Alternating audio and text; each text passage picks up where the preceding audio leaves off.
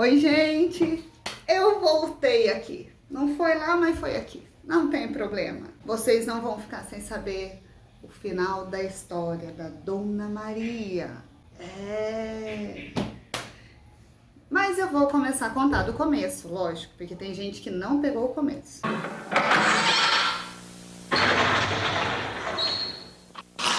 Senta que lá vem a história.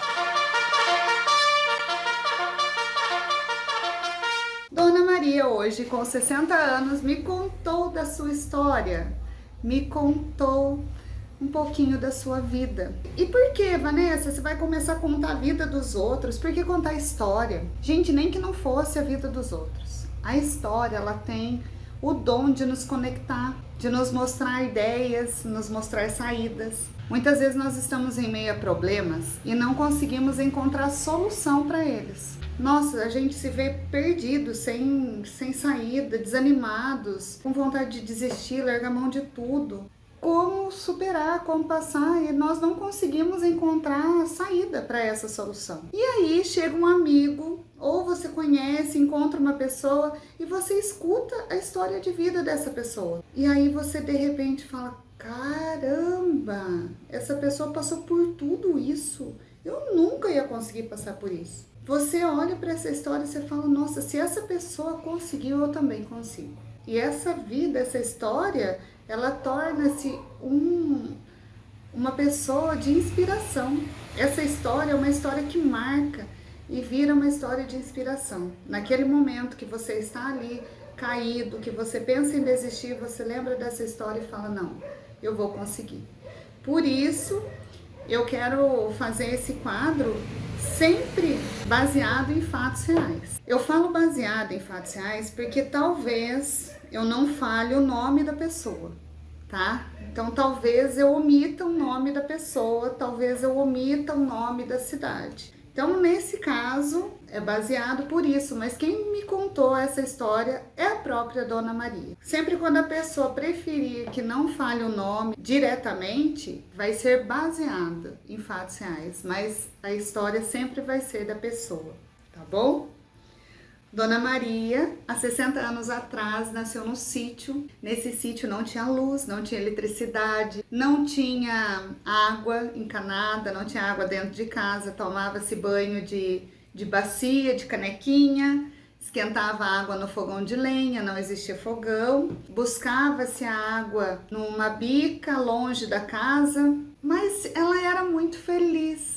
Ela tinha liberdade de morar no sítio, de correr. O que ela mais gostava era de ir às missas, onde sempre os pais dela chegavam uma hora mais cedo para ficar conversando, né? Que era o dia que se reunia. Naquele sítio, né? As casas não eram próximas. Então, quando iam para missa ou quando tinha alguma festa, alguma coisa, era quando eles se encontravam. E aí chegava antes, as crianças aproveitavam para brincar, enquanto os pais ficavam conversando. E após a missa, a mesma coisa. Os pais continuavam conversando e as crianças brincavam mais um pouco. E ela me disse também que o que ela achava bonito, que marcou a vida dela, era a solidariedade dos vizinhos, a solidariedade dos amigos. Quando a sua mãe tinha outro filho, um irmão, ela é a mais velha de 4 irmãos, ela lembra que os vizinhos iam e faziam o serviço da casa para a mãe dela, porque a mãe dela estava de bebezinho novo, né? Tinha acabado de ter bebê, mas os amigos, os familiares iam lá para fazer as coisas da casa e levavam também coisas gostosas para comer, coisas diferentes do que tinham na casa dela. Olha como a mente marca, né? Aí ela me contou que também tinha um momento que eles faziam rolo de fumo e que eles destalavam o fumo. E eu falei para ela: o que é esse negócio de estalar fumo? O que é destalar fumo? Aí ela me explicou que o fumo era uma folha como a de couve, um pouco mais comprida. E aí o que faziam? Eles tiravam as folhas e deixavam o talo. Então eles destalavam, que era tirar o talo. E aí iam colocando as folhas. E depois vinha uma outra pessoa, enrolava os fumos e amarrava. para ser consumido depois, né? Para ser vendido e para ser consumido. Enquanto fazia esse trabalho, reuniam várias pessoas. A avó fazia chá de erva cidreira, chá de folha de figo, fazia broa, fazia biscoito, fazia café. Mas além de ter esses comes diferentes, porque não era muito tradicional, não fazia muito parte da rotina deles esse tipo de alimento, o que mais marcava ela, o que mais marcou, foi ela ouvir as histórias que o avô contava, que eram histórias muito engraçadas, e isso ia noite adentro. E ela muito pequena, mas se lembrava disso. E ela disse que o que ela sentia falta naquela época era de escola. Por morar no sítio, não tinha escola. Depois dos 7 anos, aí tinha a escola no sítio. Porém, a professora que vinha para dar aula para eles era uma professora que ela ensinava as continhas básicas, ensinava a fazer continha de multiplicação e de dividir apenas com um número na chave, e era somente coisas básicas que era ensinado na escola. Ensinava a ler, escrever, era somente isso. Qual que era o problema? O problema é que depois, quando chegava na 4ª série, eles tinham que ir para a escola na cidade, porque na roça não tinha mais. E quando chegavam na cidade, o que acontecia? Sofriam bullying, porque na 4ª série da cidade, o ensino que eles tinham lá no sítio mal dava para a 1ª série da cidade. E aí o que acontecia? Os amigos tiravam sarro e as professoras naquele tempo acho que não tinham muito jogo de cintura para falar, e eles entravam na sala da 4ª série para ter aula com essa professora, e a professora falava: olha, pega as suas coisas e vai lá para outra escola, porque aqui você não fica. Então era a vergonha, né, de pegar o material, de não saber fazer. Os professores sabiam que não sabiam e chamavam na lousa, e eles iam escrever na lousa e não sabiam, e as crianças riam, e era muita vergonha. E a Dona Maria passou por essa situação, teve que voltar. Da 4ª série que ela chegou, ela foi voltou para outra sala naquela escola, que era a 3ª, não pôde ficar porque não acompanhava, foi para a 2ª, e da 2ª foi para a 1ª. E ela disse também que ela lembra que a professora tinha uma vara, tipo uma vara de pescar. E essa professora da frente acertava o último aluno.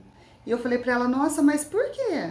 Por que a professora batia no aluno? Ela falou: olha, eu nem sei, mas eu sei que meu primo apanhou muito. E ela nem sabe, não marca, não sabe o que esse colega da sala fazia, mas a vara batia. Aí ela contou também que, como a casa era longe da bica, então ela sempre descia com a mãe para lavar roupa nessa bica, e a mãe levava a roupa e lavava, né, na beira desse riozinho, né, dessa bica, e ela junto com um paninho também lavando, e a mãe ia buscar água com a bacia. Ela já tinha um caldeirãozinho, né, que ela levava também já para ajudar a mãe a trazer água. Só que ela não sabe explicar, porque nunca com o caldeirãozinho dela chegou com água, sempre chegava vazio, mas ela lembra que ela enchia de água. Por que será, né? Dona Maria brincava muito pelo caminho, fazia muita arte, e não chegava esse caldeirãozinho, não chegava com água na casa dela.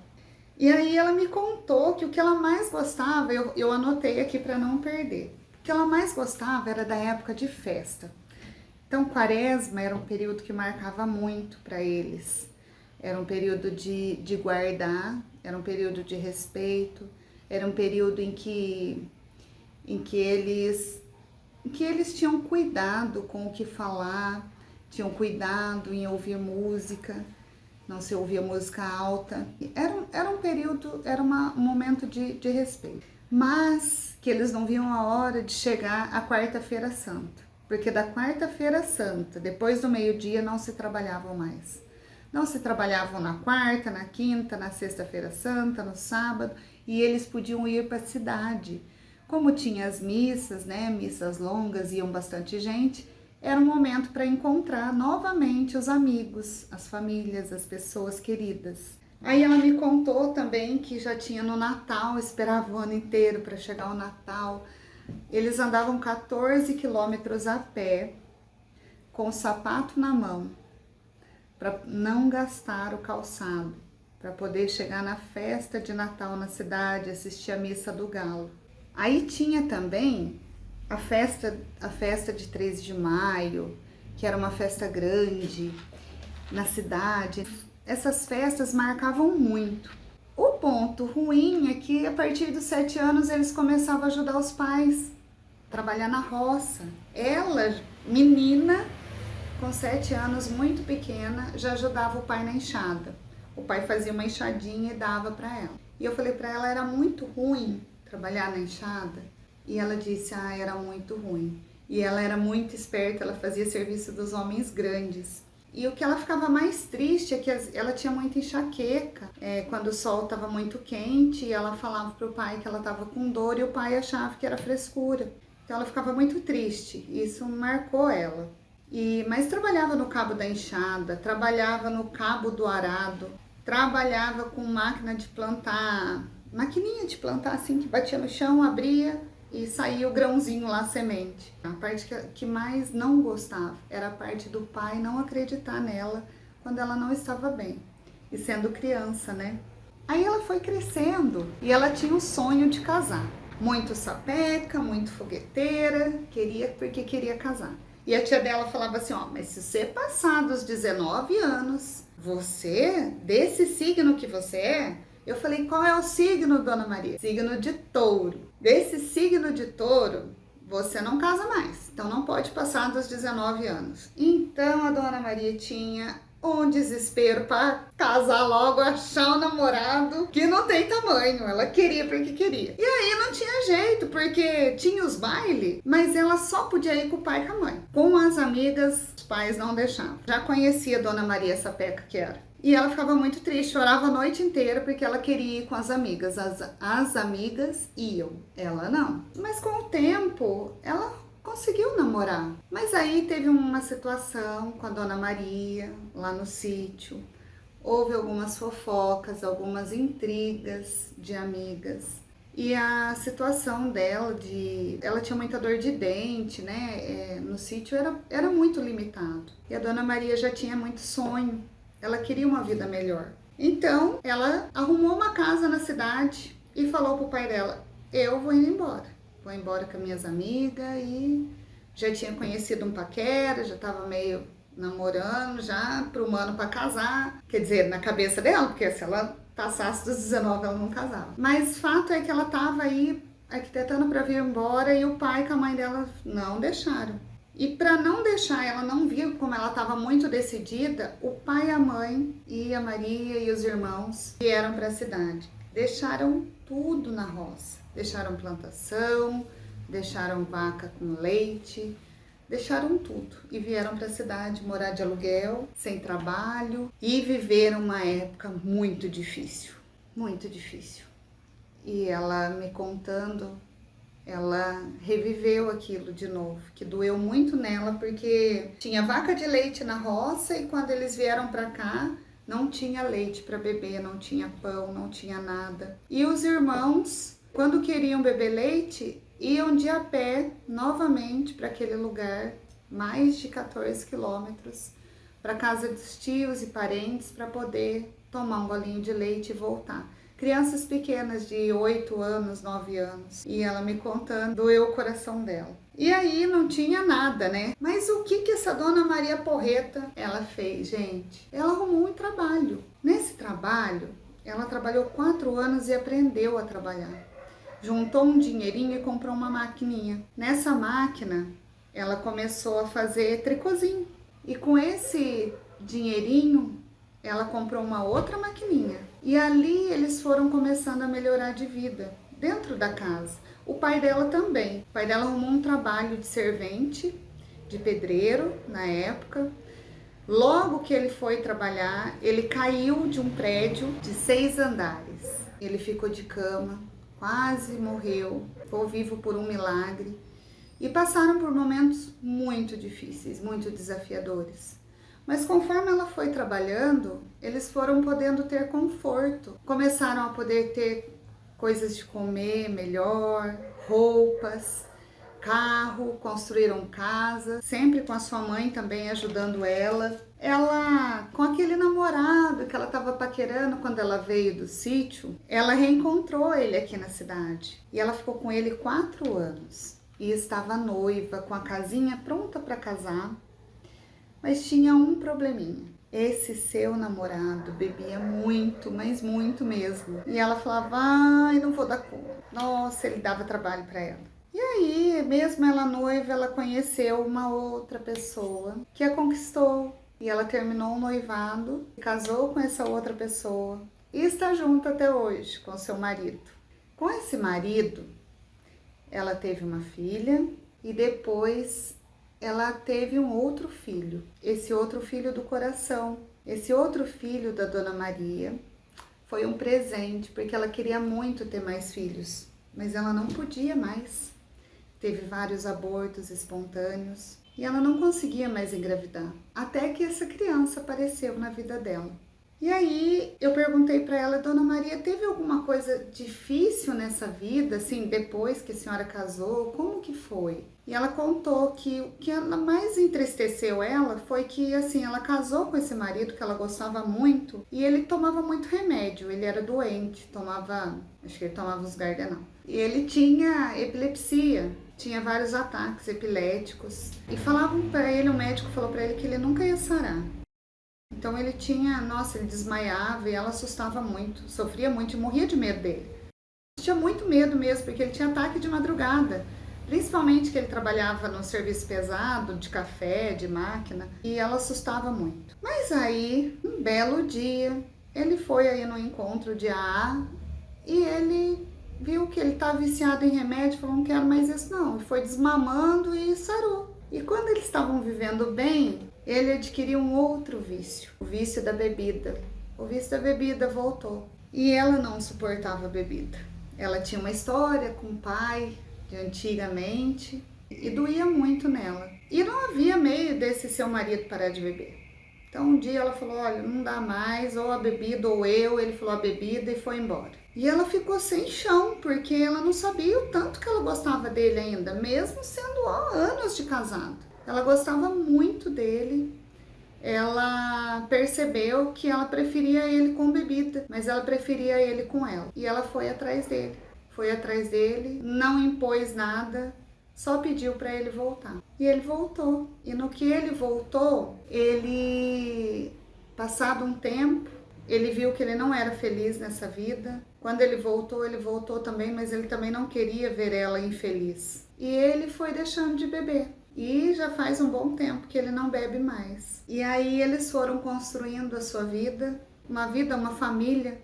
Aí eu perguntei para ela, olhando para trás agora, o que você tem a me dizer? O que você tem a me dizer com a história da sua vida? E ela disse assim, olha, olhando para trás agora, você sabe que contando para você essa história, eu só tenho a agradecer. Porque, tirando o fato desse meu marido ter passado por essa situação, que foi a situação que mais me machucou, porém foi a que mais me trabalhou. Foi através dessa situação que eu aprendi, que eu desapeguei tanto de mim, que eu acho que me tornei uma pessoa melhor, aceitando, me desestruturou e também me fez reerguer uma nova pessoa, que eu aceitei ele com os problemas que ele tinha. Eu acho que eu só tenho a agradecer. Eu só tenho a agradecer. Porque eu tenho uma família, porque Deus me deu tudo que eu queria. Eu tenho uma família, eu tenho casa para morar, eu tenho um trabalho, tem momentos desafiadores ainda, momentos difíceis. Estamos passando por momentos desafiadores. Mas sabe, já passei por muita coisa. Eu passei por coisas muito piores. E eu estou aqui, firme, de pé. Estamos bem, estamos vivos. E eu tenho tudo que eu queria ter. Que é o marido, eu casei, tenho os meus filhos. E estamos com saúde. Estamos com saúde. Olha que graça. E nesse momento, gente, nessa entrevista, foi muito lindo. Porque ela realmente tomou consciência né? Ela, com certeza ela já tinha, mas falando o olhinho brilhava. E eu preciso contar para vocês, né, que essa história é a história da minha mãe. É uma pessoa que eu admiro muito, é uma pessoa que me inspira muito, porque apesar de tudo que ela viveu, eu ainda perguntei para ela, né, mãe, valeu a pena a senhora ter saído do sítio? Por que a senhora, né, olhando para trás agora, vendo ela contar tudo aquilo com aquela, os olhos dela brilhavam de contar do sítio, né? Eu falei, valeu a pena, porque quanta coisa, né? Ela falou, olha, nossa, olhando para trás, lembrando das crianças, né, que passaram tanta dificuldade, né, por não ter o que comer, não ter esse leite, né, que as crianças gostavam, ela disse, olha, valeu a pena. Ela falou, nossa, eu ia estar lá sem dente, meus irmãos sem dente, vai saber se ia ter casa para morar. E hoje, né, a gente tem onde morar. Hoje a gente tem dente na boca, hoje a gente tem o que comer. Então valeu a pena. Qual que é o moral dessa história para mim? Que não importa a dificuldade que você tenha. Se você tem um sonho, vai atrás, porque ela tinha um sonho. Ela queria uma vida melhor e ela conseguiu essa vida melhor. E ela mostra isso para mim todo dia. E é isso o que eu deixo para você com a história da minha mãe. Até terça-feira para a próxima história. Se você gostou desse vídeo, compartilha, deixa o seu curtir.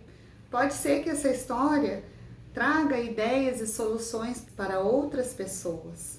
E se inscreve no meu canal. Eu aguardo você, terça-feira, às 19 horas. Um beijo, fiquem com Deus.